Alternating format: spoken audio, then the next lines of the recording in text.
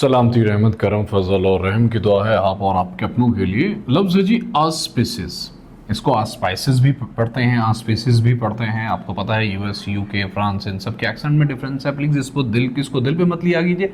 जिस तरह आपको सही लगता है स्पेलिंग आपके सही हो आप बोला करें। ये लल्लुओं पल्लुओं की बातों में ना जाया करें, ये गलत पढ़ा सही पढ़ा है।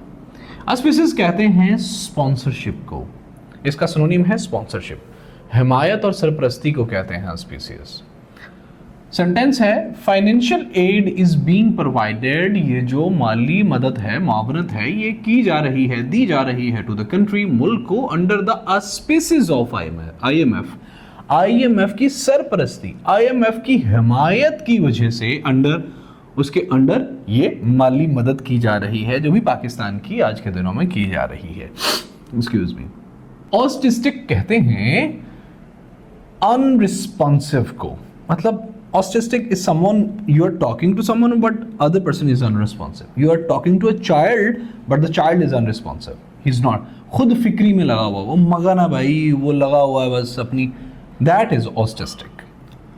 Autistic children cannot make sense of what they see and hear. बच्चे जो कि autistic होते हैं वो सेंस नहीं कर पाते कि उन्होंने क्या देखा और क्या सुना, वो खुद फिक्री में मगनी होते हैं, मगन हुए होते हैं।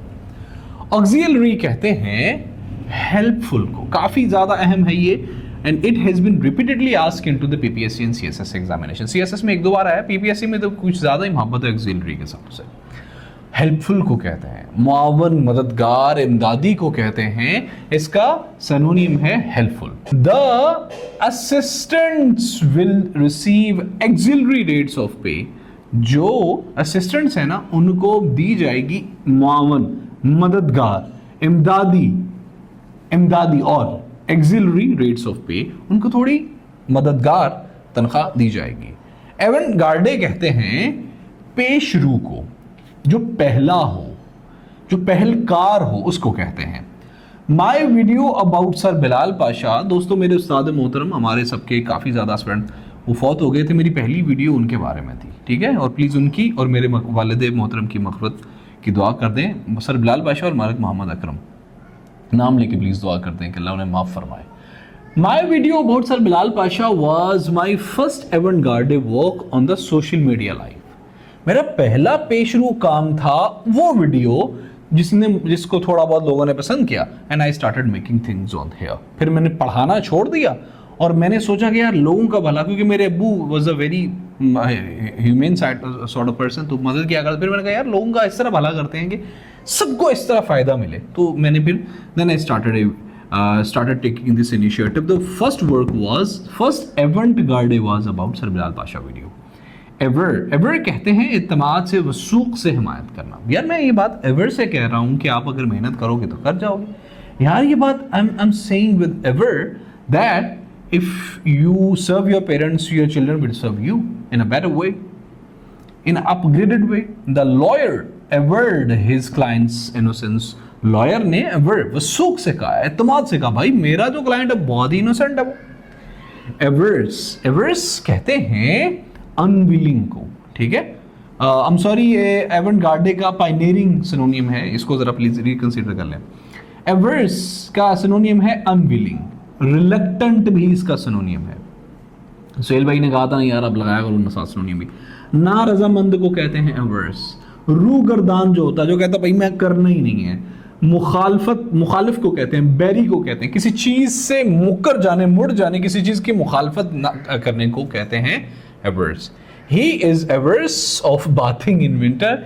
यहाँ मेरी बात हो रही है भाई, मैं तो I am averse in bathing in winter, दो I have to.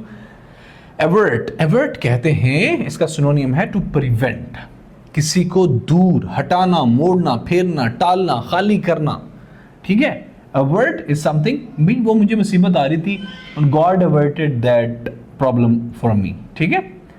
The starvation can only be averted, वो जो स्टारवेशन, वो जो भूखमरी है, वो सिर्फ एक ही तरीके से अवर्ट की जा सकती है, with a massive food aid from the rich और फ्रेंडली कंट्रीज। एक्सियोमेटिक कहते हैं, इसका सिनोनिम है सेल्फ एविडेंट, जो मुसल्लम हो, जिस पे सच्चाई पे कोई एतराज किया ही ना जा सके, जो खुद आया हो, जो कि एविडेंट हो, ठीक है, जो कि बज़ाहिर बिल्कुल क्लियर साफ नजर आ रहा हो कि भाई ये जो है ना, उसको उस पर कोई सेकंड थॉट ना हो, उसको कहते हैं axiomatic.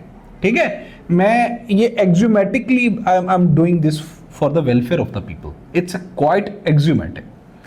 It is axiomatic to say, ये तो मुसल्लम बात है यार, ये तो सच बात है, that only those will qualify who will work hard, सिर्फ वही लोग पास होंगे CSS और PMS में, इसमें तुक्का लगता ही नहीं है। ठीक है, जो लोग मेहनत करेंगे, और this is axiomatic, it's a clear, it's self evident. Axis कहते हैं महवर को, मदार को, किसी चीज के, ये एक चीज है, इसके इर्द गिर्द का जो महवर होता है ना एक, उसको कहते हैं।